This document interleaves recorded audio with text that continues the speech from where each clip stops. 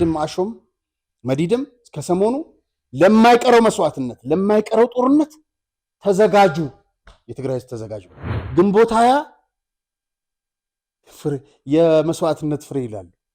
ለናንታው ቪላ ለሰራችሁታው በሀብት ለሀብት ለጠገባችሁታው ከመለስ ዜናዊ ሚስት ጀምሮ ከአዜብ መስፍን ጀምሮ የሀብት ማማ ቢሊየን ደረጃ የተደረሳችሁት አው ጀነራል ሳሞራ የምታቀው ጠይቄ ኢንተርቪው ቢስላልከኝ ነው የምታቀው ታሪክ አለ።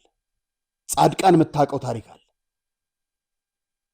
በእነማን ትእዛዝ የታሰሩ እንደነበሩ 7 መኮንኖች ከውርሶ ተወስደው ወደ ጋራ ሙለታ ከመሬት ስር 1 ወር ታስረው ሲወጡ አይናቸው አልጠፋም። ምንም አትጠራጠሩ። ደግሞ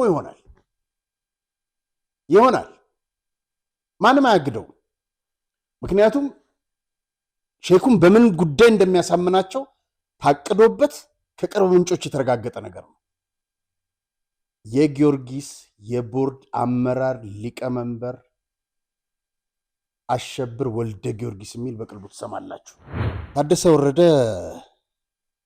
በመቀሌ ዳያስፖራ በሚባል አካባቢ ውስጥ ነው የሚገኘው። 2000 ሰራዊት እየጠበቀው ነው እና የተወሰኑ የጦርና የፖሊስ አመራሮችንም ይዟል። ለምሳሌ ባለፈ የጠቀስነው ገብረደላም ከሱ ጎን ሆኖ ነው የወጣው። የውሃ ፋብሪካ ደብረ ብርሃን ላይ እንገነባለን ብሎ መሬቱን ወስዶ ሸጦ እቃው የመጣው ለውሃ ፋብሪካ ተብሎ ምን እንደሆነ ሳይታወቅ ኦሎምፒክ ኮሚቴ ግቢ ውስጥ ኮንቴነሩ እቃዎች ተሽጠዋል። የትግራይ ህዝብ ምን እንደተነካው በቃ እንትኑን እንዴት ልጅህን ሂድ ከዚህ ትለዋለህ? ሁሉም ህዝብ አይደለም ያልኩት። እነዚህ 5000 ላይ የደረሰው ግን ይሄ ነው። የተቀበሉ ሊኖሩ ይችላሉ። ቤተሰቦቻቸው ልጆቻቸውን የተቀበሉ ይሆናሉ። ይሄን ገብሩ አስራት አሳምሮ ያውቃል። ሪቼ ምን ይመስላል? ያሳዝናል። ክቡር ጠቅላይ ሚኒስትር እዚህ አዲስ አበባ ውስጥ ይሄ ሁሉ ልማት እየተካሄደ የኮሪደር ልማት እየተካሄደ ከቤተ መንግስቱ እኔ እንጃ 1-2 ኪሎ ሜትር ርቀት በማይሞላ እንደዚህ አይነት ስፍራ አለ ብለው ይገምታሉ? እነዚህ ስብሃት ይሳደባል። ፕሮፌሰር ተብየው ስለመገንጠል ያወራል። እነ ደብረጽዮን አፈሳ ያካሂዳሉ። አክሱም ላይ ወጣቶች ይገደላሉ። ተንቤል ላይ እናቶች ይታሰራሉ። ይህ ሁሉ በ3 ቀን በ2 ቀን እንተዋወቃለን። ጨካኝ አረመኔ እንደሆናችሁ የመጣችሁት ምን ያክል ችግር ደቅ አድቅቋቸዋል፣ ምን ያክል ባጥንታቸው ቀርተዋል፣ ምን ያክል ተርበዋል፣ ተጠምተዋል፣ ተቸግረዋል፣ ራብ አጎሳቁላቸዋል ብላችሁ ለማየትና በፊት ለፊት ጥርሳችሁ ሳይሆን በዚህ በድድ ይሳቃል። በድድ ልትስቁ ነው የመጣችሁት አላቸው።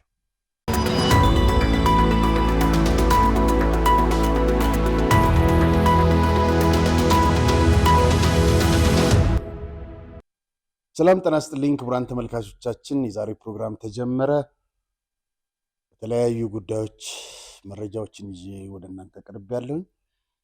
በቅድሚያ 1-3 መልእክቶች አሉን፣ እነሱን ላቅርብና ወደ ዋናው ርዕሰ ጉዳይ እንለፍ። ሰላም ወዳጄ እንደምን አመሸህ? በዛሬው ፕሮግራም ስለ አንዳርጋቸው ስታነሳ ሰማሁ። አላስችል ብሎኝ እቺን ጽሑፍ ወደ አንተ ለመላክ ተገደድኩ። ለምን ስሙ መባል የነበረበት በትናቸው ነበር። አሪያ ወዳጄ ይህን ግለሰብ ወዳደር አስታውሳለሁ። ግንቦት 7 በነበረበት ጊዜ ኖርዌይ መጥቶ 5 ስታር ሆቴል ካልያዛችሁልኝ የሚል ጀግና እኮ ነው። ይህ ቀርቶበት እኮ ነው። ሌላው ለኢትዮጵያ ሕዝብ አዝኖ ሳይሆን ገንዘብ ማግኛ ነው። ወደ ውጭ በወጣ ቁጥር ጥሩ ሆቴል ያርፋል፣ ጥሩ ይመገባል፣ ከእንግሊዝ መንግስት የሶሻል እርዳታ ያገኛል። በኢትዮጵያ ሕዝብ ስም ገንዘብ ይሰበስብ ነበር። ታክስ የማይከፈልበት ተጨማሪ ገቢ ቀረበት። ይህ ሰው መዋረድ አለበት። እነኚህ የ1966 ትውልዶች ከፖለቲካው ካልተወገዱ ሀገራችን ሰላም አታገኝም። የሚገርም ነገር እኛን ቶርች ሲያስደርገን የነበረው መላኩ ተፈራ ከስር ተፈቶ እንደ ልቡ ይንቀሳቀሳል። ይኸው በዓለም ዙሪያ ተሰራጭተው በየቤተ ክርስቲያኑ በየማህበሩ ተሰግስገው እንዳንዳርጋቸው ይበጠበጣሉ። ለማንኛውም አመሰግናለሁ ወንድም አለም፣ እኛም እናመሰግናለን። ሌላው ስዩም የሚባል ስዩም መንገሻ አሪያ ምነው የኔ መልእክት ሳታየው ቀርተህ ነው? ስለ ክሪስታል ቆዳ ፋብሪካ ከተቋቋመ 2 ዓመት በላይ ተበልተን ቀረን። ሌላው ሀበሻ ሲሚንቶ ይኸው 20 ዓመት ሙሉ ትርፍ ክፍፍል የለም። እረ አንድ በሉን። መልእክትን አስተላልፈናል። እንግዲህ ከመብራት ኃይል ጋር በተያያዘ በጣም ብዙዎች አስተያየት ልካችሁልናል። ከዛ ውስጥ ግን በጣም ልቤን የነካውን ነገር ላቅርበው። አይ ችግሩን ብናገር ተመልሶ ችግር ነው። 110,000 ብር የከፈልኩበትን እኔና እግዚአብሔር እናውቃለን ይላል። በጣም ያሳዝናል። ደግሞ እንትን የሚሉት ነገር አለ፣ ክፈልና በኋላ ትከራከራለህ የሚሉት መብራት አይደል? ምን አይነት ነገር ነው? መጀመሪያውኑ ለምን ሂሳብ በትክክል አታመጡ? በቀደምችን ስንናገር ይኸው ስራችንንም አስተጓጎላችሁ፣ ብቆረጣችሁ፣ ማነው አጠፋችሁ፣ መብራት በችግር በአደጋ በጊዜ አደጋ አላቅም። ብቻ ይሄ ሰውዬ 110,000 ብር እንግዲህ ቤት ነው ያለው። ፋብሪካ ካለ አላቅም፣ ፋብሪካም ቢኖር ያክል የሚቆጥርበት አይመስለኝም። አላቅም። ብቻ ወደ ሌላኛው ርዕስ ጉዳይ እንለፍ እስቲ። ብዙ ሰዎች ቴክስት ታደርጉልኛላችሁ፣ ያው ትልኩልናላችሁ እና ከኑሮ ውድነት ጋር በተያያዘ በእርግጥ በዓለም ላይ ነው ይሄ ኑሮ ውድነት የተከሰተው። ከዚህ ከኮሮና በኋላ አሜሪካንም የኑሮ ውድነት አለ፣ ብዙ ሀገራት አለ እና ኢትዮጵያ ላይ ተለይቶ ብቻ አይደለም። ግን አንዳንድ ስግብግ አሁን እዚህ በቆሎ ትናንት ይህን አንዱን 50 ብር ይሸጣሉ። ነዳጅ ነው ተባለ። ባለፈው ጊዜ የነዳጅ ችግሩ ተቀረፈ። አሁን ይሄ ዶሮ ነዳጅ ነው የሚጠጣው።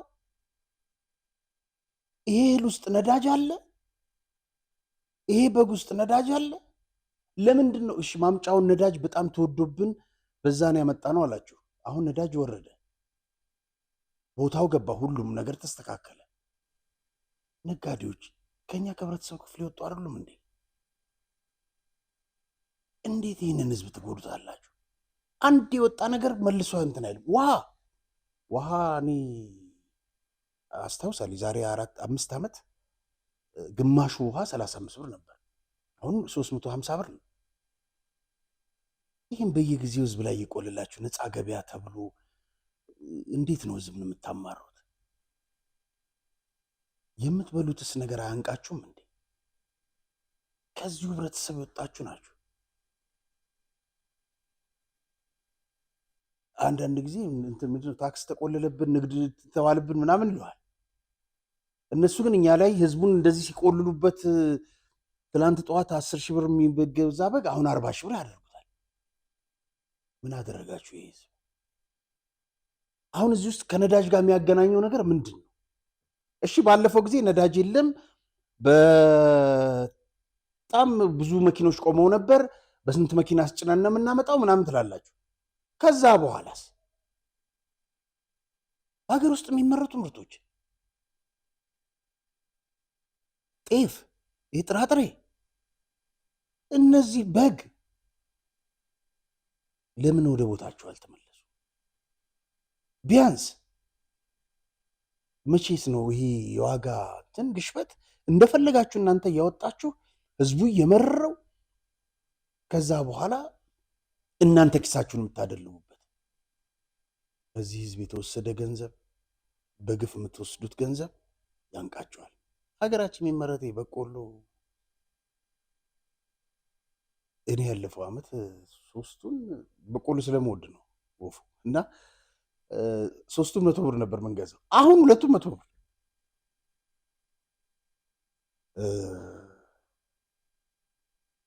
በእውነት ይህንን ነገር ቆም ብሎ ማሰብ ያስፈልጋል። ሁሉን ነገር ወደ መንግስት ማላከክ ብቻ ሳይሆን እናንተ ነፃ ገበያ ብላችሁ ህዝቡን የምትበዘብዙ ታስቡበት ጥሩ ነው። የምስራች ለነጋዴዎች በሙሉ ሜሪት ፕሮፐርቲስ በመሃል መርካቶ ተክለ ሃይማኖት የንግድ ሱቆችን ከ440,000 ብር ቅድሚያ ክፍያ ጀምሮ ማለትም ከ2,200,000 ብር ጠቅላላ ክፍያ ጀምሮ በአንድ ዓመት የሚረከባቸውን ሱቆች ከ11 ካሬ ጀምሮ በኔት ኤሪያ የተለያዩ የሱቅ አማራጮችን ለሽያጭ አውጥተናል። በተጨማሪም በመሃል ፒያሳ ከአራዳ ፓርክ ፊት ለፊት 4,000 ካሬ ላይ ያረፈ ዘመናዊ የመኖሪያ መንደር ከ40% የባንክ ብድር ጋር ይዘንላችሁ መጥተናል። ባለ 1 መኝታ ከ612,000 ብር ቅድመ ክፍያ ጀምሮ፣ ባለ 2 መኝታ ከ1,100,000 ብር ቅድሚያ ክፍያ ጀምሮ፣ ባለ 3 መኝታ ከ1,600,000 ብር ቅድመ ክፍያ ጀምሮ በ2 ዓመት ከ6 ወር ውስጥ የምናስረክባቸውን አፓርትመንቶች ከ35% ቅናሽ ጋር ለአጭር ቀናት ይዘን መጥተናል። ለበለጠ መረጃ 0970694303 ፈጥነው ይደውሉ። ሜሪት ፕሮፐርቲስ። እንትን ወፉ አንድ ነገር ልንገር፣ ኮሮና ሲመጣ ምግብ ይጠፋል ተብሎ አሜሪካ ነበርኩኝ። በሙሉ ስቶሮች ባዶ ሆኑ። ከዛ ትራምፕ ምን ይል ነበር? እባካችሁ ምግብ አለ ውሃ ሳይቀር የለም ነበር እና ምግብ አለ። ስለዚህ ይህን ያክል ስቶሮችን እንትን አታድርጉ ምናምን አለ። በነጋታው ወልማርት ሳይ እንዳለ ፉል ሆነ፣ ባዶ ነበረ። በኋላ የሚገርመኝ ነገር ምን መሰለ፣ ረጃጅም ሰልፎች ነበሩ። አትላንታ 3-4 ከተሞች በቲቪ ስናይ ረጃጅም ሰልፎች ነበሩ። ለምግብ መሰለ እንዴ? አይደለም፣ ሽጉጥ ለመግዛት እና ለመሰለ የሚገዛው ሽጉጡ ቤት ምግብ ታስቀምጣለህ። ስለዚህ ሊዘርፍህ ምግቡን በጣም አሜሪካኖች ይበላሉ። እና አንደኛ ምግብ ካታ ሄደህ ልትዘርፍበት ነው። ሁለተኛ አንተ ያስቀመጥከው ምግብ ሊበላብህ የሚመጣን ሰው ለመከላከል ነው። እና ረጃጅም ሰልፎች ነበሩ የሽጉጥ እና እንደው ትዝ ብሎኝ ነው ይሄንን ለመናገር ነው። ለማንኛውም እባካችሁ ነጋዴዎች እና 1 ኪሎ ስጋ 6,000 ብር 7,000 ብር ይሸጣሉ። በጣም ነው የሚያሳዝነው። በሀገራችን የሚመረት በቀደም ጠቅላይ ሚኒስትሩ ስለ ኮንትሮባንድ ሲያወሩ ሰምቻለሁ። በጣም የተቸገር ነው አሉ እና ይሄ እኔ በአይኔ ያየሁትን ልንገር። ከዚህ ከአዋሽ መስመር ወደ ሶደሬ ወደ ታች ወደ ሀረር አይሱዞች እና ትልልቅ የንትሬ ተሳቢዎች በሬዎች ሲጭኑ አየሁኝ። ወዴት ነው የሚወስዷቸው ስል አታውቅም እንዴ? በዚህ በሶማሊያ በምናምን ቦርደር ነው የሚወጡት አሉኝ።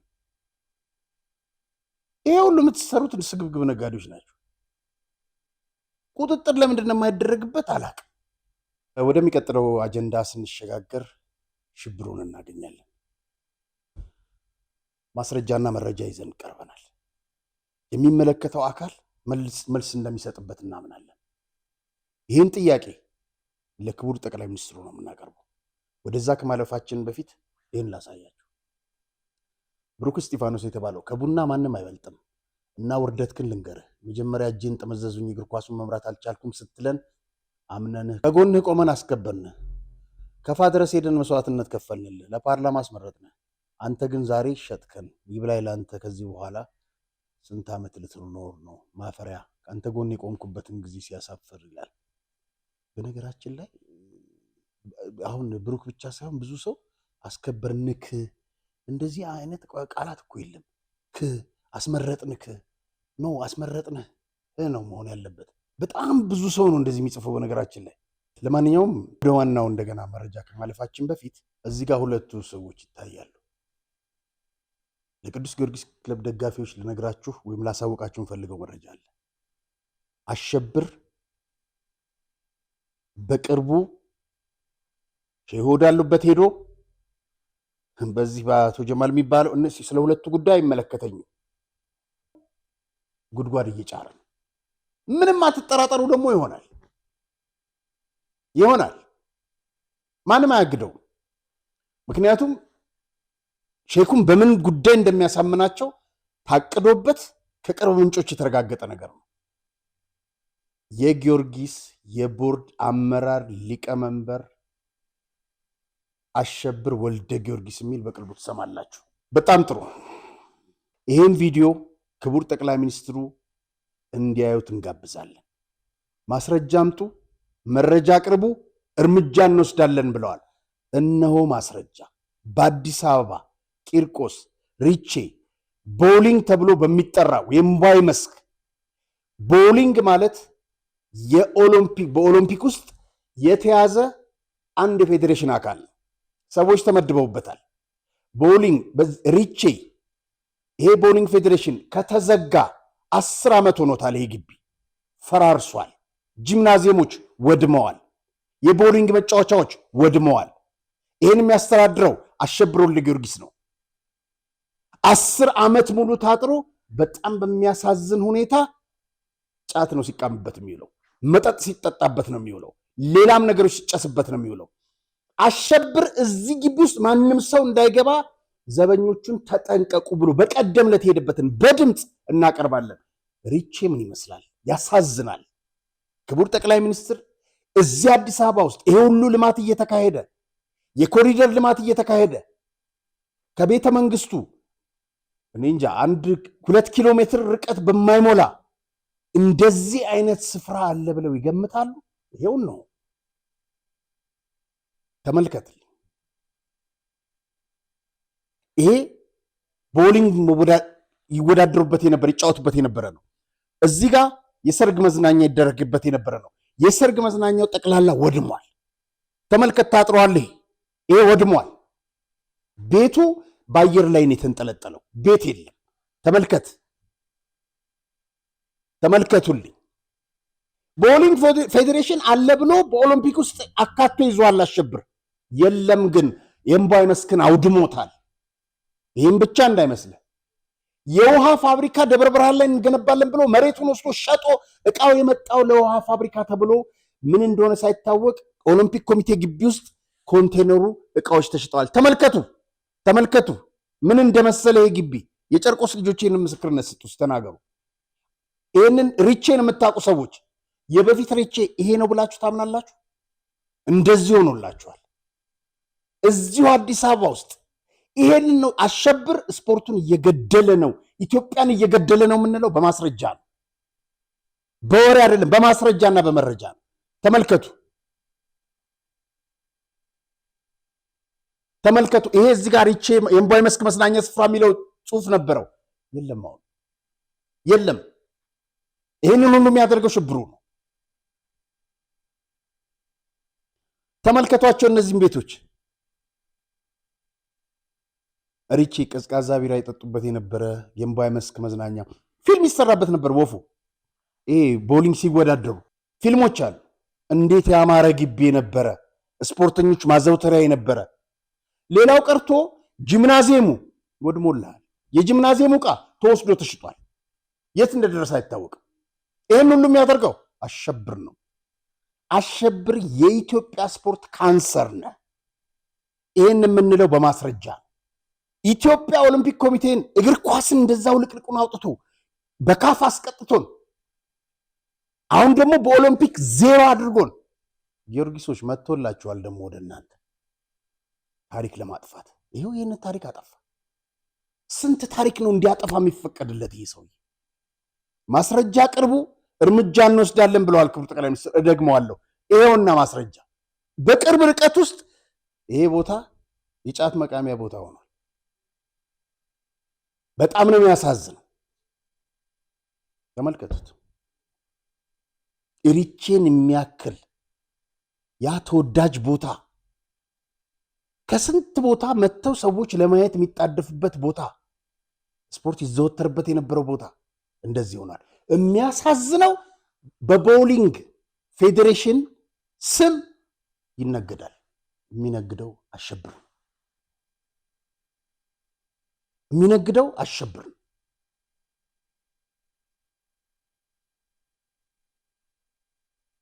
ተመልከቱ። ዙሪያውን ነው እያሳየናችሁ ያለ። ዙሪያውን ወድመዋል።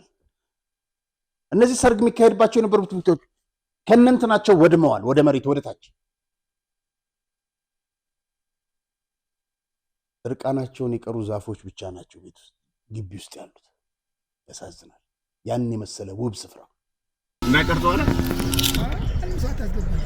ስሙት። ዘበኛው ነው እንዳትቀርጹ ያለው ማን ነው? በቀደም መጥቶ አሸብር ነው። ማን ነው እንደዛ ያሉት? እዚህ አሸብር መጥቶ እዚህ። በነገራችን ላይ ክቡራን ተመልካቾቻችን ይሄ ጂምናዚየሙ ነው። ስፖርተኞች እና ኃይሌ ገብረስላሴ ሳይቀሩ እነገዛ ብዙዎቹ አትሌቶች እየሄዱ ጂም የሚሰሩት ሌላ ቦታ አልነበርም፣ እዚህ ነበር። ሪቼ እንደዚህ ከሆነ 10 ዓመቱ ነው። እየሄደ አሸብር ለጥበቃዎቹ ማንም ሰው እንዳይገባ ይላቸዋል። ለምን? ጉዱ እንደዚህ እንዳይጋለጥ። ለምን? ኢትዮጵያን ስፖርት እያደቀቀ እየሰባበረ ከመቃብር በታች እያወረደ መቀጠል ስለሚፈልግ አሸብር ጋር ችግር የለብንም፣ በግል ችግር የለብኝ። ይህን ራሱም ያውቃል፣ እኔም አውቃለሁ። በኢትዮጵያ ያለችን እኮ አንድ መደስ አትሌቲክስ ነች። አትሌቲክሳችንን እኮ ገደለው። 3 ዓመት እኮ አንድ ሜዳሊያ እኮ አምጥተን አናውቅም። ብርቅ ሆነብን። ነሐሱም ጠፋ። ገና እንትና ሰለሞን ባረጋ ምንድን ያለው? ገና እሱም ይጠፋል። አንድ ነሐስ መጥቶ ኬንያ ፌዴሬሽኗን ዘጋች። ይኸው ዛሬ አትሌቶች ምን የመሳሰሉ ወጡ። ለተወሰነ ዓመት አሸብር ካንሰር ነህ፣ ከላያችን ላይ ተነቀል፣ አታዋርደን። ስፖርቱን እየተበቀልከው የግል ካዝና መጠቀሚያ እያደረግከው ነው። እንግዲህ ቪዲዮ ይሄንን ይመስላል።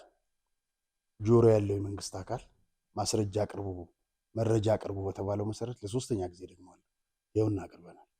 የሚወሰደውን እርምጃ እናያለን። አሸብር በኢትዮጵያ ስፖርት ላይ እንደዚህ እያላገጠ 10 ዓመት ሙሉ አንድ ተቋም ዘግቶ እንዲቀጥል እንደፈለገ እንዲፈነጭ የፈቀደለት አካል ማን ነው? ይህንንም ማወቅ ያስፈልጋል። ሁለተኛ በጣም የሚገርማን ነገር ልንገርህ። ቅርጫት ኳስ ፌዴሬሽን ነው በሱ ነው ተመረጥኩ ብሎ፣ እሱ በጣም ረጅም ነው ታሪኩ። ተመረጥኩ ብሎ ኦሎምፒክ ኮሚቴ የገባው አንድ ቀን 10 ዓመት ሊሆን አንድ ቀን የቅርጫት ኳስ ፌዴሬሽን ስብሰባ አካሂዶ አያውቅም። አንድ ጸሐፊ ያለ እዛ የተመደበ ልክ ሲሄድ ሰዎች ሲሄዱ ለአስቸኳይ ስራ ጉዳይ ወደ ውጭ ወጥተዋል አሸብር። ከዛ ለመዱት ሰዎቹና ሲሄዱ አሁንም ለአስቸኳይ ስራ ጉዳይ ወጥተዋል ስለሚላቸው እነሱ አስቀድመው ያንን ማለት ጀመሩ። ደቡብ አፍሪካ ላይ ምን ሆነ መሰለ? ሴፍ ብላተር ይመጣል። የዛን ጊዜ ሴፍ ብላተር ነበረ የፊፋ ፕሬዚደንት። ይሄ ፕሬዚደንት ነው። ደቡብ አፍሪካ ላይ እኮ ነው አንድ ትልቅ ሆቴል ውስጥ ሄዶ በር ከፈተ አሸብር። ከዛ አፍሪካዎቹ ፕሬዚደንቶች በጣም አፈሩበት። ምንድን ነው የሰውዬ ምናምን አሉ። ኢትዮጵያ ውስጥ እንደፈለገ ይፈነጭብናል። ምስራቅ አፍሪካ ፕሬዚደንት ልሆን ብሎ የምስራቅ አፍሪካ የእግር ኳስ የኢስት ኤንድ ሴንትራል የእንትኑ ማለት ነው እግር ኳስ አለ የምስራቅ አፍሪካ የእሱ ፕሬዚደንት ለመሆን ሲል ዛምቢያ፣ ሁሉም ሀገሮች ምን እንዳሉ ታውቃለህ? እነ ኬንያ ሙሰኛ ስለሆነ አሸብር በጭራሽ ሊመረጥ አይገባም ነው ያለው። አፍሪካኖች አውቀውታል። እኛ ይህን ሰውዬ ታዲያ እንዴት አናቀው? እንዴት ነው ተቀምጦ እንደዚህ ስፖርቱን ያጨማለቀ እነሪችን የመሳሰሉ ቦታዎች እየገደለ የሚቀጥለው? ለነገሩ እንትን እዛ ላይ ቀለዱበት። ደቡብ አፍሪካ በር ሲከፍት ራሻ የሚያውቁት ሰዎች አይ ድሮም እኮ ኤርፖርት ውስጥ ስራው በር መክፈት ነበር፣ ስለዚህ ያ ትዝ ብሎት ይሆናል አሉ። እንግዲህ ጆሮ ያለ ይስማ። ማስረጃውን እኛ አቅርበናል። ከዚህ በላይ ምንም ማድረግ አንችልም። መልካም። ልጅሽ እንዴት ነች? ለውጥ አላት? ምንም ለውጥ የላትም። አሁንም እንደዚሁ ናት። አመት ከ3 ወሯ ነው። መሄድም አትችልም፣ መራመድም አትችልም። ምንም አባባ ማማም አትልም። በምን አይነት ኬዝ እንደመጣም አላውቅም። ሆስፒታል ስትወልጂ አርጉዞ ነሽ ትከታታይ ነበር? አዎ እከታተል ነበር። ምን አሉሽ? ምንም ጤነኛ ነሽ፣ ኪሎዋንም ምኗንም ሲነግሩኝ በስነ ስርዓት ነበር ያደገችው። ከተወለደች በኋላ ነው የሆነችው? ከተወለደች በኋላ እስከ 4 ወር ጤነኛ ነበረች። ከ4 ወር በኋላ ግን ማልቀስ ጀመረች። እያለቀሰች ከዛ ዝም የተዋታል የሚለው ዝም አልኳትና ከዛ በኋላ ልክ ሕክምና ላይ ይዣ ሲሄድ ነርቭ ጭንቅላቷ ላይ ነርቭ ያሳያል አሉ። ምንም ግን ለውጥ የላትም። ይሁንና እንደምታዩት እንግዲህ በሀገራችን በሚፈጸም የሕክምና ስህተት ተጠያቂነት የሌለበት ሁኔታ ነው ያለው። ግን እነ ዶክተር ስዩም ማከብረህ ሌሎችም ሆስፒታሎች ይህች ልጅ እርዳት። እናቷ ጀብሎ ምንድነው ለውዝ በመሸጥ ነው የምትተዳድረው። ከዚህ ቀደም አቅርቢያት ነበር እዚህ ፕሮግራም ላይ። ይህንን ሽሮፕ ነው የሚታዘዝላት። ዛሬ ሽሮፕ አንዱ 7000 ብር ነው። ልክ ነኝ? እና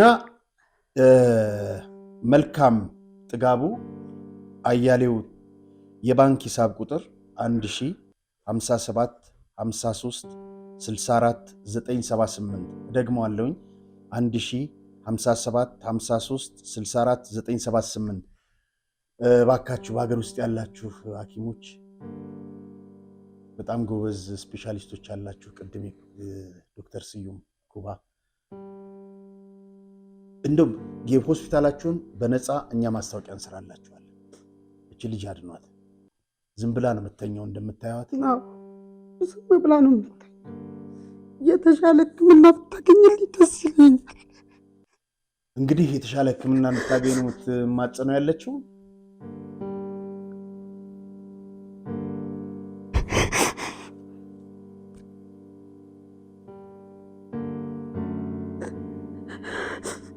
በቀን ውስጥ 2-3 ብትነቃ ነው ምንም ነገር እንትን አትልም። በቃ ትተኛለች። ምንም መድኃኒቱ ደግሞ ያስተኛል መሰለኝ።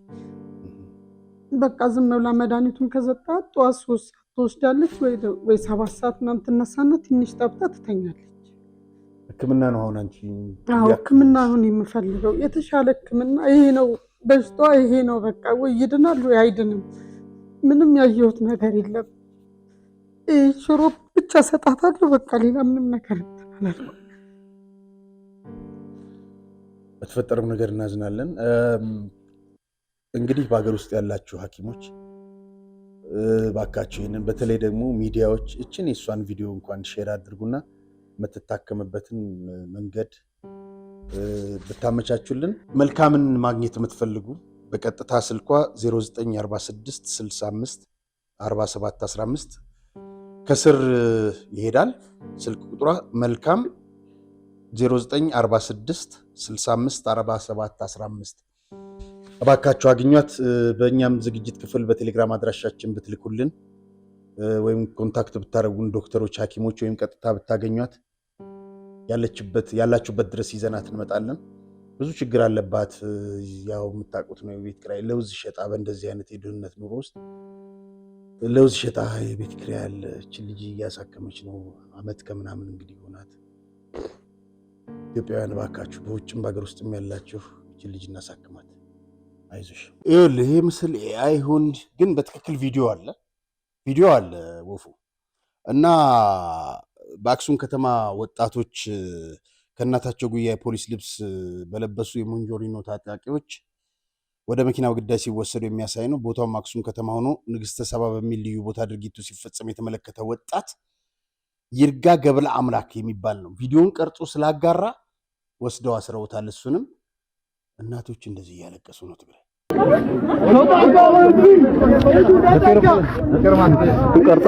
ይሄ በዛላምበሳ ነው እንግዲህ አፈሳው ተጠናክሮ ቀጥሏል። ይኸውልህ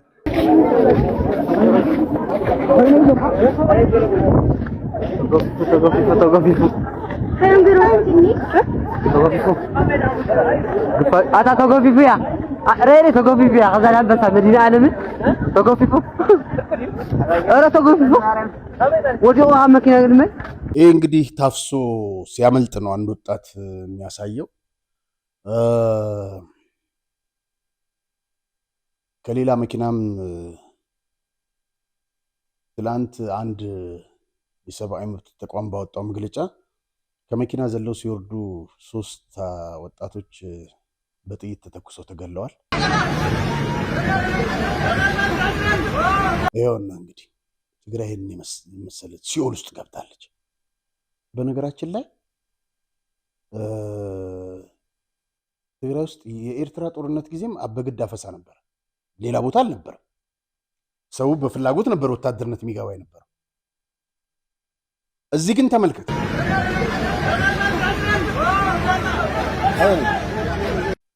እንግዲህ ይሄ ብቻ አይደለም። ወጣቶች ማፈስ ጎን ለጎን በዚህ በቪዲዮ የምትመለከቷቸው 4 እናቶች ግንቦት 16 እንግዲህ ከ5 ቀን ምናምን በፊት ተይዘው የታሰሩ ናቸው።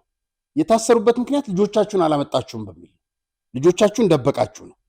በተንቤን አብይ አዲና የታሰሩት ደረቅ አሸዋማ ቦታ ላይ ነው እንደምታዩት። እና ምንድነው የምትለው ሴትዮዋ? የምናረገው ልብስ የምንቀይረው ልብስ እንኳን የለንም፣ ምግብም አይሰጡንም። ትግራይ ሲኦል ሆናለች የምንለው ለዚህ። እናንተ እድሜያችሁን አሜሪካ ውስጥ በተንደላቀቀ ኑሮ የፈጃችሁ ባለፈው ያሳየናችሁ እቺ በቪኦኤ ጋዜጣ ብዙ ሲከፈልሽ የነበረው በተንደላቀቀ ኑሮ ውስጥ ኑሮ የነበርሽ እናንተ ስለ እነዚህ ሰዎች ቅንጣት ታክል ርህራሄ የላችሁ። እናንተ የምታስቡት ሆዳችሁን የተንደላቀቀ ይለቅ አይለቅ የትግራይ ህዝብ ምንም ግድ የላችሁ። ይህ አፈሳና ይሄ ስር ይሄ ግድያ ኢትዮጵያም ውስጥ አላዋጣችሁ። ኦሮሚያ ውስጥ ምን እንደተፈጠረ እናውቃለን።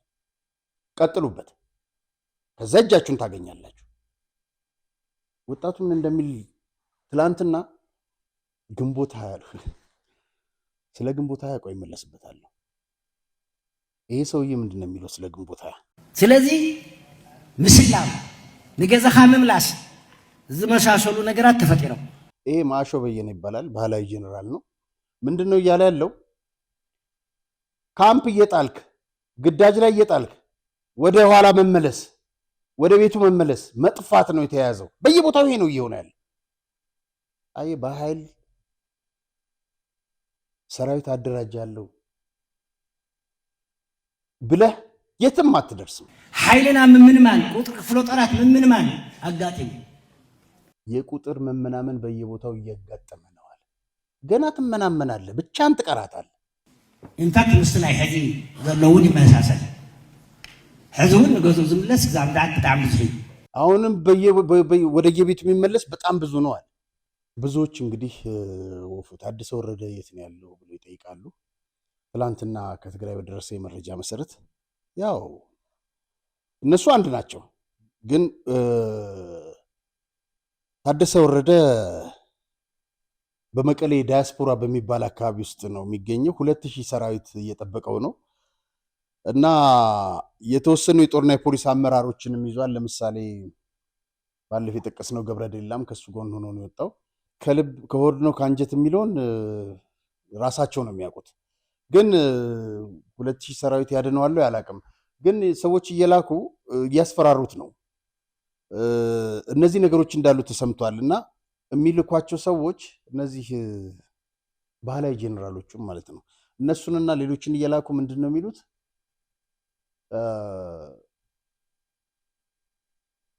በቃ በትክክል ነው ድርጅቱ ወደ ስልጣን መመለሱ ትክክል ነው ብለህ አናውንስ አድርግ እያሉት እንደሆነና ይስማማ እስካሁን ድረስ የሚታወቅ ነገር የለም። ምን እንደሚልም ወደፊት እናየዋለን። ወፉ ይሄ ፕሮፌሰር ነኝ የሚል ነው። ገላውዲዮስ አርአያ ይባላል። አክሰንቱን ስትሰማው የኤርትራ ትግርኛ ነው የሚናገረው፣ ግን ትግሬ ነኝ ይላል።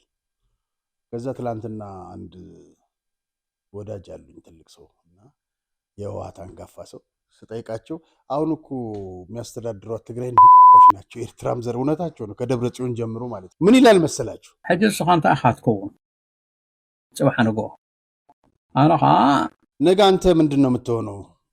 ነገ ጧት አንተ ምንድን ነው የምትሆነው? ሕራይ ነፃነት ንበል ናይ ትግራይ ምንም ኣይኮነ። ትግራይ ነፃነት ያስፈልጋታል። እኔም ብዙ ጊዜ ለትግራይ እሟገታለሁ ህዝቡ እንዳይጎዳ በሚል ኣነ ንባዕለይ እውን ጣበቕ እንደ ብዛዕባ ትግራይ ብዙሕ ግዜ ግን ህዝቢ ከይጎዳኣ ብዝብል ብውሕድ እኳ ምዕራብ ትግራይ መሊስካ። እነዚህ አሁን በእውነት እነዚህ ምሁራን ናቸው። በጣም መርዝ ነው የሚተፋ ያለው። ቢያንስ ለመገንጠል ትግራይ አለ ቢያንስ ምዕራብ ትግራይ መመለስ አለበት። ይሄ የሚደሰኩረው እንግዲህ አሜሪካ ምናምን ሆኖ አሁን ያለችውን ትግራይ ይዘህ ነፃ ልትወጣ። እኔ በበኩሌ አሁን ያለችውን ትግራይ በፍጹም አልመኝም። መገንጠልም አይታሰብም። ሕጂ በዛ ዘላታ ትግራይ ነፃ ክትከውን ኣነማ ይመነየን ከምኡ ዝሕጂ ዘላታ ምዕራብ ትግራይ ክምለስ ኣሎ ብውሕድ ተኽኢልና ድማ እኔ ለታይታ ከጀርባቸው መጽሐፍ ይደረድሩና ቪዲዮ ይቀረጻሉ። ይሄንን መርዝ ነው እንዴ ከጀርባችሁ የምታነቡት መጽሐፍ የያዘው? ተቃራኒ ምን ይላል መሰለ? እኔ በኩል ያን ያለችውን ትግራይ በፍጹም አልመኝም። መገንጠልም አይታሰብ። እዛው ራሳችሁ ተገነጣጠሉ። ምዕራብ ትግራይ መመለስ አለበት። ከቻለ ደግሞ ይሄ ብልሃት ዘዴ የሚጠይቅ ነው። ድሮ የጠፋው መተማ ዮሐንስን የመሰለ ሰፊ መሬት አለውሃ ምላሽ ይህን መመለስ ይኖርብናል። ተመልከት፣ ጎንደር ድረስ ሄደ እንዴት መርዝ እንደሚቀሰቅሱ። ማንስ እሺ ይልሃል?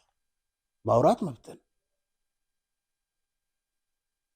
1 ሚሊዮን ከምናምን ትግራይ እዚህ በኢትዮጵያ ምድር ያለ ለራሷ ትግራይ በደቀቀችበት ሁኔታ በጦርነት በሌብነት በዘረፋ በአመራሮቿ ስግብግብ በእነ አዜብ ጀምሮ እነ ስብሃት ሁሉም ያጠፏትን ሀገር ይገንጠል ይልሃል። እዚ ግን ብልሓት ዝሓትት እዩ። ተኽኢልና ድማ ቀደም ጠፍአ መተማ ዮሐንስ ይኸውልህ ዝመሰለ መሬት ስፍሕ ዝበለ ያኔ ትንሽ ሰፋ ያለ ትግራይ በአካባቢ ተጽዕኖ መፍጠር ማሳደር የምትችል ሀብቶች የሚኖራት ትግራይ በአጭሩ እንደ ትንሽ ሀገር መሆን ይህንን ነው የሚለው የሽማግሌ። ሽምግልና ስድብ አይደለም። ሽምግልና ጸጋ ነው። በሽምግልና ወቅት ለሀገር ጥሩ ነገር ነው የምታወራው፣ ጥሩ ነገር ነው የምትመኘው። እነሱ አይ ልጆቻቸው ምናምን ቤተሰባቸውን ውጭ ስላደረጉ ትግራይ እንደፈለጉ ይጫወቱባታል። ፖለቲከኞች የሚጫወቱባት እንዳያንስ ይህን ምሁር ተብዬ ደግሞ አይተን ትግራይን ትገንጠል እንደዚህ ታድርግ እያለ ደግሞ ስብሃት ምን እንደሚለው የትግራይን ህዝብ ስሙ። እዚ ቆማል ህዝቢ ይሄ ቅማላም ህዝብ እኔ አይደለሁም የምናገር ያለሁት ስብሃት ነው። እዚ ነፋጥ ህዝቢ ይሄ ንፍጣም ህዝብ ይቅርታ ተመልካች፣ እኔ አይደለሁም የምናገር ያለሁት ከአንደበቴ አይደለም የሚወጣው ከስብሃት አንደበት የወጣውን ነው የምነግራችሁ። እዚ ለሚን እኳ ክትኸወሉ እኳ ዝሕፍረካ ይሄ ለማኝ ህዝብ ሲጠይቅህ ምጽዋት ሲጠይቅህ ለመስጠት እንኳን የምትጠየፈው ንጽየፎ ዝነበርና ኣብ ኢትዮጵያ እዚ ቦታ እዚ ክሕዝ እዚ ሒዙ ነይሩ ተገላጊልና ነርና። ይኸውልህ የትግራይ ህዝብ ስድቡንም መከራውንም ሞቱንም ሁሉንም እየጠጣ ያለ ህዝብ ነው። ሁሉንም እኛንን ሰው ያረግንህ እኛ ከመጣም በኋላ ነው ብሏል እኮ ስብሃት። እውነታቸው ነው ጀነራል ዮሐንስ። ትግራይ ምሁር የላትም። ትግራይ አሁን ምሁር የላትም። ካድሬ ነው ያላት። የምሁር ካድሬ ነው ያላት። ትግራይ ትስዕር የሚል የምታሸንፍበትን በኢኮኖሚ በማህበራዊ እስቲ ሰሞኑን ተመልከት። እኔ በቀደምነት ገረመኝ። 2 ቦታ ግድብ እና ኤርፖርት በአንድ ቀን ሲያስመርቅ አየሁ ጠቅላይ ሚኒስትሩ። እነዚህ ስብሃት ይሳደባል፣ ፕሮፌሰር ተብዬው ስለመገንጠል ያወራል፣ እነ ደብረጽዮን አፈሳ ያካሂዳሉ፣ አክሱም ላይ ወጣቶች ይገደላሉ፣ ተንቤል ላይ እናቶች ይታሰራሉ። ይህ ሁሉ በ3 ቀን በ2 ቀን ነው። ጠቅላይ ሚኒስትሩ በአንድ ቀን እነሱ 27 ዓመት ስልጣን ላይ ቆይተው ያልሰሩትን በየቀኑ እየሰራ እያሳያቸው። መንግስት የጀመረው ገርአልታ ልጅ ሊጠናቀቅ ነው። በጣም የሚገርም ነው ቪዲዮውን ሳይሆን። እዚህ ውስጥ ከጠቅላይ ሚኒስትሩ ጎን አብረው እየሰሩ ያሉት እነ ዶክተር አብርሃም ሌሎችም መመስገን አለባቸው። እነሱ አንድ ቀን ይሄ ትግራይ ሰላም ከዚህ ከጦርነቱ በኋላ ሰላም ከተገኘ በኋላ ሰላም ነሷት።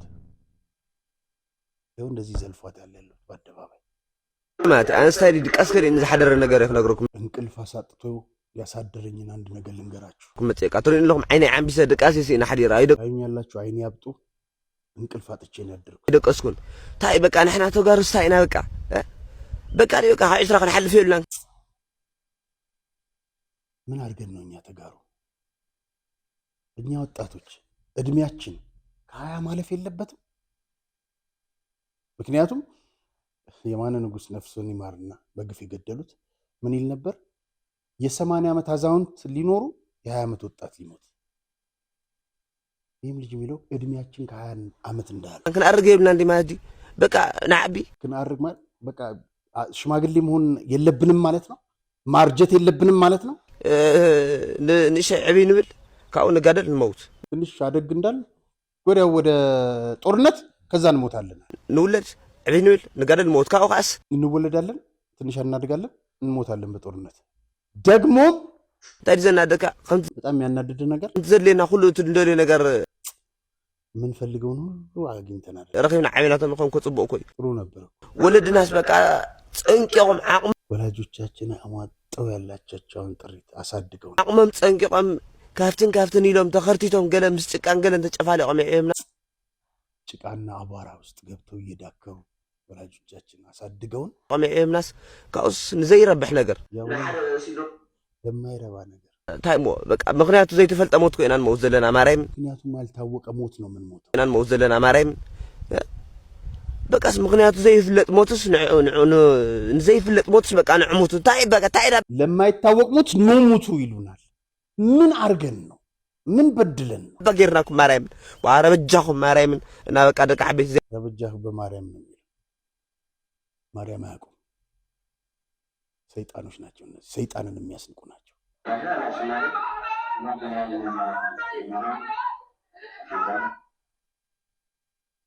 ወንድሜ ማሬ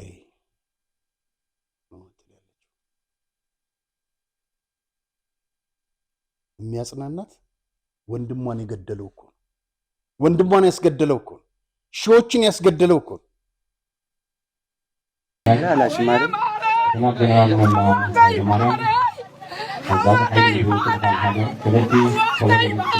ወንድሞቼ ማሪዎቼ ነው የምትለው። ወደ ዋናው ርዕሰ ጉዳይ እንለፍ እስቲ ሰፋ አድርገን ወደምናየው። እነዚህ የምትመለከቷቸው በሙሉ ሽማግሌዎች ናቸው። ወጣት የለም።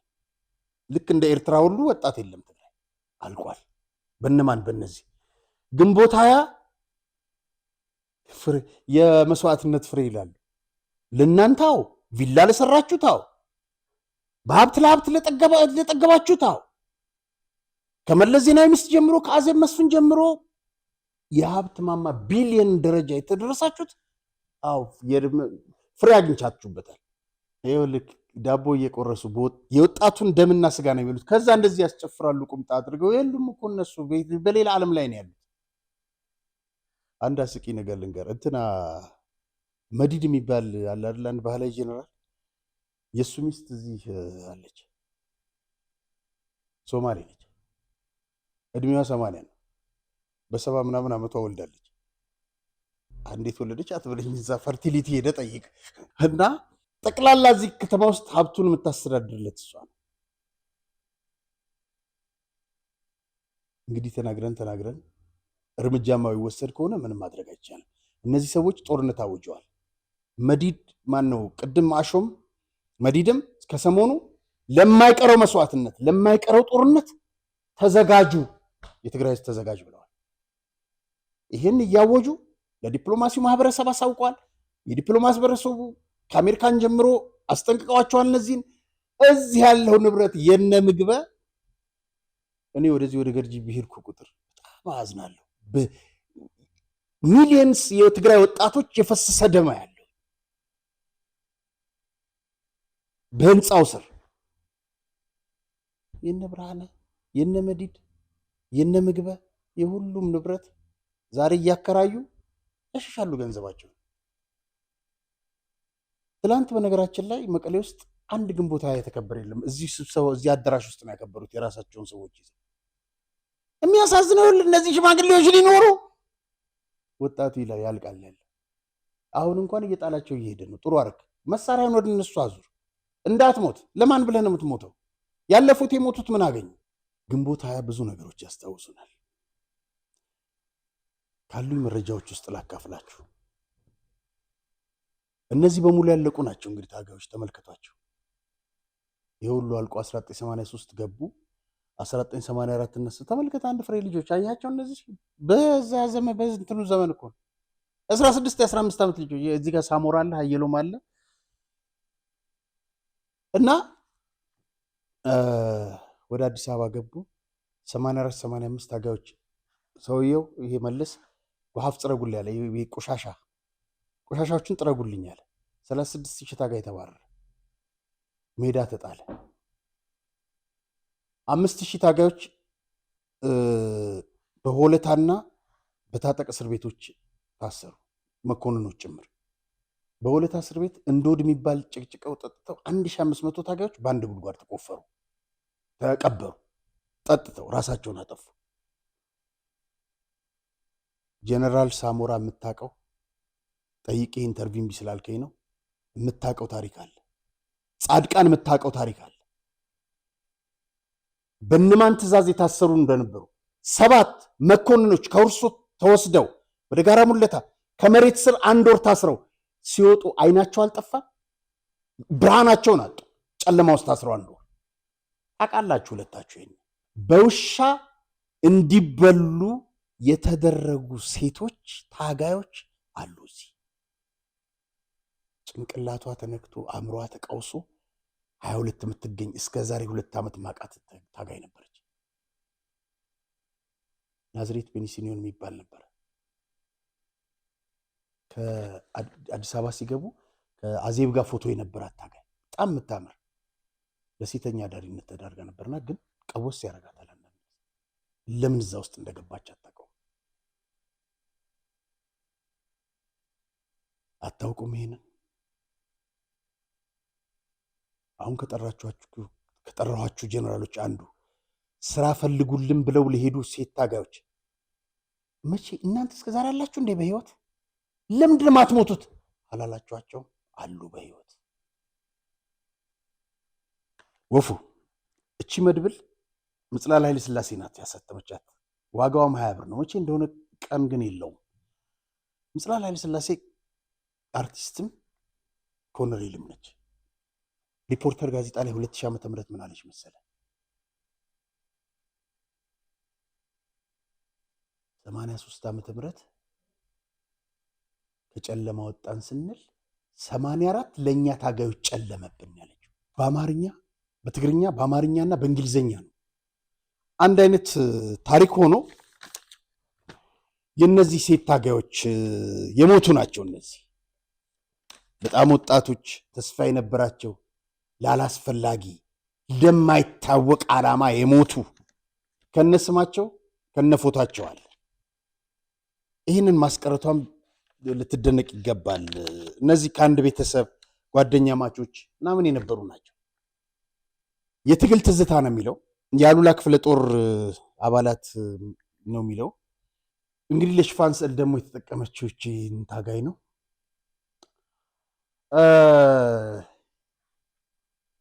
በእነዚህ ታጋዮች ላይ ምን ደረሰ? በሴታችሁ ላይ መጽላል በዝርዝር አልጻፈችውም። ፎቶቸውን ብቻ ነው ያደረገችው። እሷ ጋር ያለ ታሪክ ልነግራችሁ አልችልም። እሷ ጋር ያለ መረጃ በጣም ብዙ ነው። አንድ ወቅት ላይ አንድ ሁለት ጊዜ በጦርነት ወቅት አቅርቢያት ነበር። ውቅሮ የሚገኝ ቤቷንም አውድመውባታል። ጀግናን ፊት ለፊት ነው የምትናገረው። 5000 ታጋዮች ሴት ታጋዮች ለስልጠና በሚል ወደ ትግራይ ወሰዷቸውና አንድ ካምፕ ውስጥ አጎሯቸው። እዛ ተደናገጡ። ወላጆቻቸውን እነዚህ ሴት ታጋዮች እንዳትቀበሏቸው ተባሉ። እነዛ ወጣቶች ታጋዮች ወደ ቤታቸው ሲሄዱ ጥፉ ጥፉ ከዚህ ተባሉ። እኔ ትግራይ ህዝብ ምን እንደተነካው በቃ እንትኑን እንዴት ልጅህን ሂድ ከዚህ ትለዋለህ? ሁሉም ህዝብ አይደለም ያልኩት። እነዚህ 5000 ላይ የደረሰው ግን ይሄ ነው። የተቀበሉ ሊኖሩ ይችላሉ። ቤተሰቦቻቸው ልጆቻቸውን የተቀበሉ ይሆናሉ። ይሄን ገብሩ አስራት አሳምሮ ያውቃል። ባለቤቱ መጽሐፏ ላይ ጽፈዋለች። ያላገኘኋት መጽሐፍ እሷን ነው። እችን ኮት አድርገው ሲያቀርቡ ስላየሁኝ እሱ መጽሐፍ አለኝ ከአንድም ሁለትም፣ ግን እሱ መጽሐፍ ላይ በደንብ አልሄደበትም፣ አላጋለጥም። ምክንያቱም ተጠያቂ የሚያደርገው አንደኛው እሱን ነው። የትግራይ ህዝብ ጠላት ተባሉ እነዛ ታጋዮች፣ ሴት ታጋዮች። የትግራይ ህዝብ ጠላት ሴት ታጋዮች ናቸው ተባሉ። ለሴተኛ አዳሪነት ተዳረጉ። ዳንሻ በረሃ ብለው ለልማት ብለው በወባ ጨረሷቸው። በጣም ስትሰቃይና ስትቸገር እንደ ህወሓት አመራር የሚደሰት የለም። 2000 ዓመተ ምህረት መስከረም 14 ቀን ሽሮ ሜዳ በሚገኘው የስብሰባ ማዕከል አባይ ፀሐዬ፣ ስብሃት ነጋ፣ ስዩም መስፍን፣ ተክለወይኒ በተገኙበት አዲስ አበባ ተባረረው የነበሩ ተጥለው ጎዳና የተጣሉ ከዛ ውስጥ 2400 ታጋዮች እዛ ተገኙ ለስብሰባ ተብለው። አንዷ ሴት ያለችውን ቃል በቃል እናገራለሁ። እኔ እነሱ ተናገሩ፣ ረስተናችሁ ነበር፣ ከዚህ በኋላ ሕክምና የምታገኙ ሕክምና፣ ጡረታ የምታገኙ ጡረታ፣ የሞታችሁን ለመቅበር ሲል እልልልልልል አሉና ደነገጠ አዳራሹ። 17 ዓመት ከሞትን 2000 ላይ ነው አስብ። 17 ዓመት ከሞትን ዛሬ ገና እውነት ተናገራችሁ ቅበሩን፣ ሞተናል፣ በቁም ከሞትን 17 ዓመታችን ቅበሩን አሉ። ተረጋጉ። የሚገርምህ ለስላሳና ዳቦ ይዘው ገብተው ነው ይሰጣቸዋል በር። በኋላ ሴት ታጋይ እጇን አወጣች። አባይ ፀሐዬ ታውቀኛለህ፣ ስዩምን በደንብ ታውቀኛለህ። በተለይ እኔ የምታወቀው በእነዚህ 3 ጣቴ ነው። 3 ጣቶቿ ተቆርጠዋል በፈንጂ። በረሃ ያለን አብረን ድንጋይ ተንተርሰን ነበር። ዛሬ ልዩነቱ እናንተ ዶላር ትራሳችሁ ላይ አድርጋችሁ ነው የምትተኙት፣ እኛ ድንጋይ ተንተርሰን። እኔ ስጋዬን ሸጬ እየኖርኩ ነው። ቃል በቃል የምትናገረው አሁን ለመግለጽ ትንሽ ያስቸግራል። እንትኔን ሸጬ እኖራለሁ። ወንዶቹ ምናቸው ሸጠው ይኖራሉ። ያሳዝኑኛል። ድንገት አንድ በፊት በጦርነቱ ወቅት ያቆሰልኩት ወይ እንትን ያልኩት መጥቶ ሲገናኘኝ እሱ ሁሌም ፍርሃት ውስጥ ነኝ አለች። ቢገለኝ ጥሩ ነው አርዶ በጩቤ ቢያሰቃየኝ ምናምን እሱ ነው እንፈራው አለች። የሆነ ማከሉ ረኩት ምናምን ካሳንቺስ ጋር ማነው ካሳንቺስ ጋር ነው ምናምን ነበር ስጋ የሚሸጠው። እሱን ማፈረሳችሁት።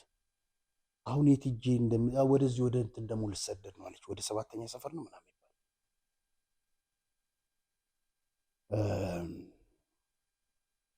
አንድ ሻለቃ እጁን አነሳና ዛሬ የመጣችሁት ለእኛ አስባችሁ ሩሩ ልብ ኖሯችሁ አይደለም። እንተዋወቃለን ጨካኝ አረመኔ እንደሆናችሁ። የመጣችሁት ምን ያክል ችግር ደቅ አድቅቋቸዋል፣ ምን ያክል ባጥንታቸው ቀርተዋል፣ ምን ያክል ተርበዋል፣ ተጠምተዋል፣ ተቸግረዋል፣ ራብ አጎሳቁላቸዋል ብላችሁ ለማየትና በፊት ለፊት ጥርሳችሁ ሳይሆን በዚህ በድድ ይሳቃል፣ በድድ ልትስቁ ነው የመጣችሁት አላቸው። በርካቶች ብሶታቸውን ተናገሩ። ስዩም መስፍን 24 ሚሊዮን ብር መድበናል አለ። ከዛ ወዲህ ዞር ብለውም አላዩአቸው። ሲወጡ ምን እንዳደረጓቸው ታውቃለህ? እነዛን ተገር የለስላሳና የዳቦን ክፈሉ ነው ያሏቸው። በጣም ማሰቃየት ይወዳሉ። በጣም ግንቦት ያተረፈው ይሄ ብቻ አይደለም። ሁሌም ሳነሳት የምታሳዝነኛለች። ለምለም ሴቷ ታጋይ የገብሩ አስራት ሚስት ነበረች። ሚስት ስል ፍቅረኛ በበት አመራሩ ፍቅረኛ ይፈቀድለት ነበር። የተፈጥሮ ግንኙነት የወንድና ሴት ግንኙነት አደረጋችሁ ተብለው ይረሸኑ ነበር። የተፈቀደው 82 ምናምን መሰለኝ። መውለዱን ላይ አይቻልም ነበር። 82 ዓመተ ምህረት ለምለም አረገዘች። የነሱ ሁሉ ቤተሰብ ነች። ሱል ገሰሰ ብዙዎቹም ህወሓት የገደሏቸው እነ ስብሃትና መለስ በተለይ ማለት ነው። ያ ቤተሰብ ለምን እንደሚጠላ አላውቅም። አረገዘችና ወደ ሱዳን ተላከች። አንድ የመንና ኢትዮጵያ ትግራይ ክልስ የነበረችም ጨምሮ ምጽላል እንዳለ በዝርዝር ታውቃቸዋለች ታጋዮቹ። እዚህ ውስጥ ፎቶአቸው አለ። ያን ሁለቱ ወደ ሱዳን ይሄዳሉ። ለምን? ሊያስወርዱ። ሱዳን ውስጥ ምን እንደሚደረጉ አይታወቅም። ይሞታሉ ወይም ፓራላይዝድ ይሆናሉ። ከተረፉም በሽተኛ ነው የሚሆኑት። ምን እንደሚወጓቸው አይታወቅም። ያቺ ቆንጆ ለምለም ለማስወረድ በተሰጣት መርፌ ፓራላይዝድ ሆነች። ሁለት እግሯ አይንቀሳቀስም። አዲስ አበባ ገቡ። ከዛ በኋላ ደርግ መጀመሪያ ላይ የሰራቸው የሸክላ ቤቶች ወሎ ሰፈር አደባባዩ እሱ ጋር በነበሩ ቤቶች አንድ ክፍል ተሰጣት። በዊልቸር ነው የምትንቀሳቀሰው። ብዙ ጊዜ ከቤት አትወጣም። እነ ምጽላል አንዳንድ ጊዜ እየሄዱ በ3 ወር 4 ወር ይጠይቋታል። እስከ 2000 ዓመተ ምህረት ነበረች በእንደዛ ሁኔታ ማለት ነው። ብቸኛ ስለሆነች 2 ድመት ታሳድግ ነበር። ለምለም ሰው ሳያት ሞተች። ድመቶቹም ይበሉት አጡ። ግማሽ አካሏን በሏት፣ ግማሽ አካሏ ተበላሽቶ ተገኘ። በእንደዛ ሁኔታ ነው የተቀበረችው። ግንቦት 20 ይህን ሁሉ ግፍ ይፈጽማል። ክቡራን ተመልካቾቻችን የዛሬው ፕሮግራም በዚሁ አበቃችልን። ሰምት የምስራች ለነጋዴዎች በሙሉ ሜሪት ፕሮፐርቲስ በመሃል መርካቶ ተክለ ሃይማኖት የንግድ ሱቆችን ከ440 ሺህ ብር ቅድሚያ ክፍያ ጀምሮ ማለትም ከ2 ሚሊዮን 200 ሺህ ብር ጠቅላላ ክፍያ ጀምሮ በአንድ ዓመት የሚረከባቸውን ሱቆች ከ11 ካሬ ጀምሮ በኔት ኤሪያ የተለያዩ የሱቅ አማራጮችን ለሽያጭ አውጥተናል። በተጨማሪም በመሃል ፒያሳ ከአራዳ ፓርክ ፊት ለፊት 4000 ካሬ ላይ ያረፈ ዘመናዊ የመኖሪያ መንደር ከ40% የባንክ ብድር ጋር ይዘንላችሁ መጥተናል። ባለ 1 መኝታ ከ612,000 ብር ቅድመ ክፍያ ጀምሮ፣ ባለ 2 መኝታ ከ1,100,000 ብር ቅድሚያ ክፍያ ጀምሮ፣ ባለ 3 መኝታ ከ1,600,000 ብር ቅድመ ክፍያ ጀምሮ በ2 ዓመት ከ6 ወር ውስጥ የምናስረክባቸውን አፓርትመንቶች ከ35% ቅናሽ ጋር ለአጭር ቀናት ይዘን መጥተናል። ለበለጠ መረጃ 0970694303 ፈጥነው ይደውሉ። ሜሪት ፕሮፐርቲስ